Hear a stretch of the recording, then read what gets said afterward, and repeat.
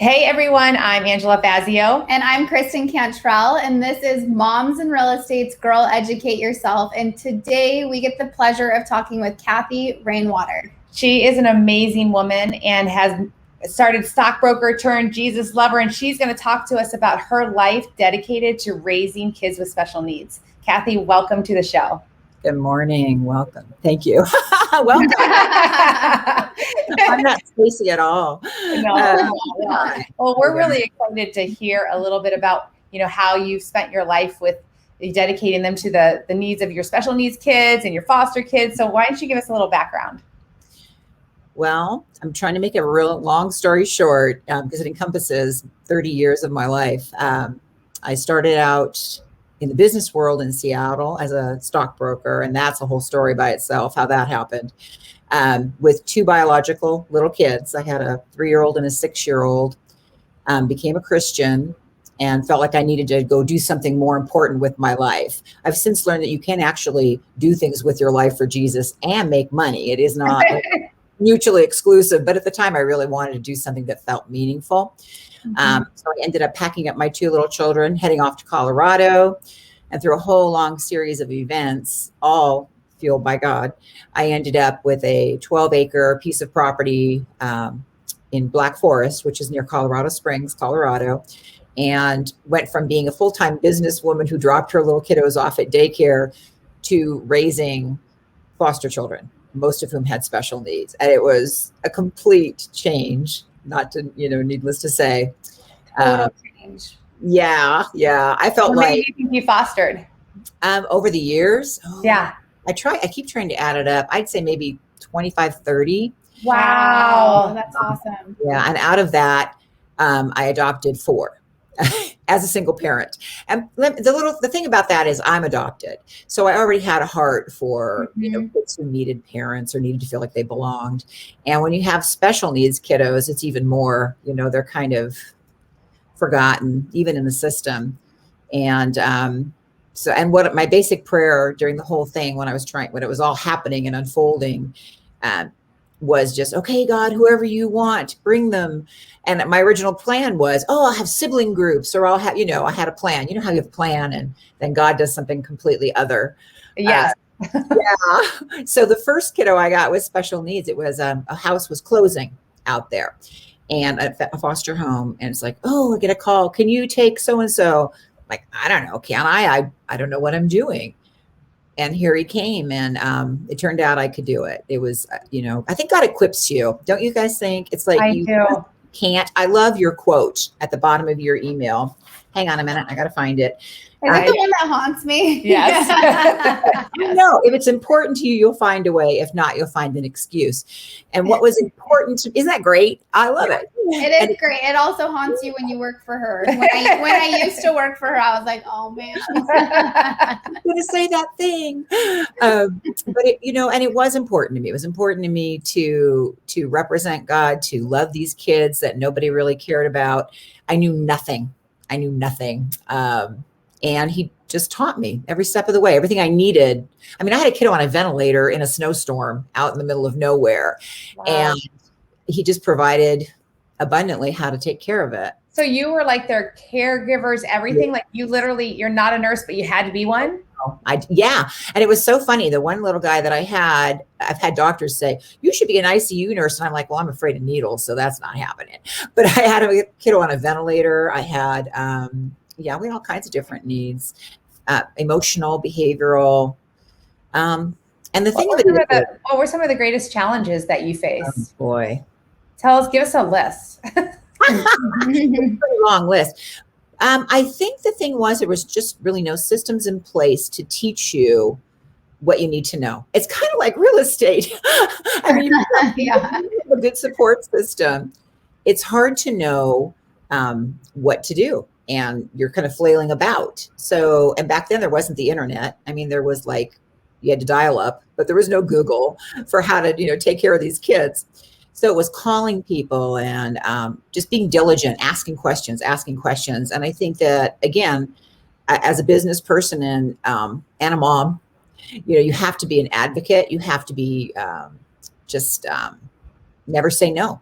keep asking, keep calling, keep whatever. So the interesting thing is if you really think about it, because I haven't been in your position, but you can't just like learn how to take care of kids with special needs and then you've got it. It's like every kid has different special needs. Like I'm amazed that you were able to adapt. What were some of your, other than calling and researching, and what were some of your other mechanisms? I know Jesus, but that kept going or kept you successful? I think, well, and part of it too, I had my 2 biological kiddos growing alongside these kids.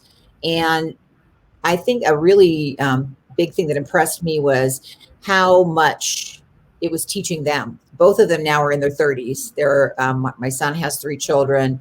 My daughter is in New York, but both of them have such hearts for people, and they're such caring individuals. And I know how God used, because they helped me a lot. Even at 15, my son learned how to suction a trach. I mean, and he also got a football scholarship at the same time. He got a football. How impressive. Yeah. And my daughter was a gymnast, a competitive gymnast in Colorado. And we went to all the meets. I'd pack up all the kids, and it was something. And we would show up at football games in the snow, and it was pretty great. It was wow. How many? What's the largest number of children that you had at one time? 8, and I had help. No. Yeah, 8 kids. Oh my gosh. Yeah, it was crazy. I look back and wonder how I did it, but I've learned a lot through it. So, and it's made me. It's really funny because when I was thinking about this, and we're in our current market. And I'm working with buyers. And I'm like, okay, I think I learned a lot during those years about how to be persistent and persuasive and, learn a lot. Yeah, no kidding. So were you selling real estate in Colorado? I did, yeah. But towards the end, the whole time I wasn't, but I think, and of course it was like during the boom, I think it was 2005, I got my license in Colorado, mainly because I was thinking about selling the house I lived in. And my friend said, you're the only person I know who, when you need to sell your house, you become a real estate agent. You don't just find one. I was like, yeah, well, had none, but yeah. So how did you end up deciding the kids you adopted? Like, I mean, you had 30 kids come through your home. Mm-hmm. Was it just a connection or? It's heartbreaking. A lot of the kids got sent back home. Some of them didn't make it later. The system is very challenging. In fact, the reason why I stopped doing foster care ultimately was because of a frustration with the systems. It wasn't the kids. Yeah, I've heard so many stories. It's true. They're all true. Mm-hmm. Yeah, it's true. It's hard. So, but how did you decide on the kids that you're going to adopt? They were available. Their families, for whatever reason, had terminated rights. They just felt like, it was one thing God put on my heart. And my son and my daughter and I all talked. It was a joint decision. We all, came to that conclusion. So, Wow. I still have 2 at home that are in their 20s. So yeah, we're working on it. We're getting them all out the door. That's not easy, no matter who the kids are. Exactly. Getting them out of the house these days. Is that true? Very true. Yeah. So if somebody was out there listening to this and they were considering that maybe it's on their heart that they want to do the same thing, what are some pieces of advice or tips that you could give people that would be helpful? I think that you just don't be afraid. One thing that over the years frustrated me sometimes was when I would, reach out to people and talk about it, because there's such a need. There are so many foster children in the United States. And I mean, if we all, and this sounds so silly, but I mean, if everybody, like even in a church, would just take one child, the need would be minuscule. And you have to trust that God will equip you, because he will. He just will. And one of the other things that I always heard from everybody was, and then I would love them and they would go back home. And think about the kiddo, think about the child, because but you're a grown up and this is a kid that bounced all over. And if you can even provide a moment of stability, I have girls now that I fostered that are friends on Facebook, and, some are married and have kids or whatever. And I will tell you, teenage girls are a lot harder than special needs kids. I'm sure. I've got one. Oh my gosh.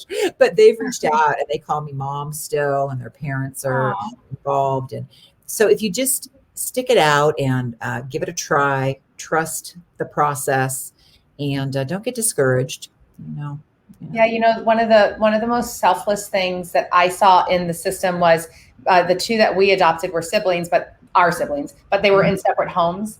And Ari, my daughter, the foster family that she was in at the time was wonderful, and they wanted to adopt her. But as soon as they found out that we were going to put the two siblings together, she abandoned her efforts for the sake of Ari. That's like one of the most selfless things to do when you feel like you want to adopt, you know?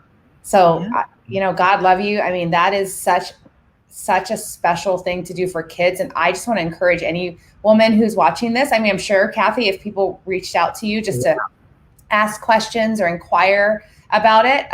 So Kathy Rainwater, you can reach out to her. If it's on your heart to foster or adopt, don't deny that and go investigate it and talk to those of us who have either fostered or adopted. Wait, don't talk to me. One of my kids is in naughty school. Thank you, Kathy, for your time today. You're surely a blessing to God and all of those children. And we appreciate having you on. Yeah, thank you so much. Take care. Thanks, guys.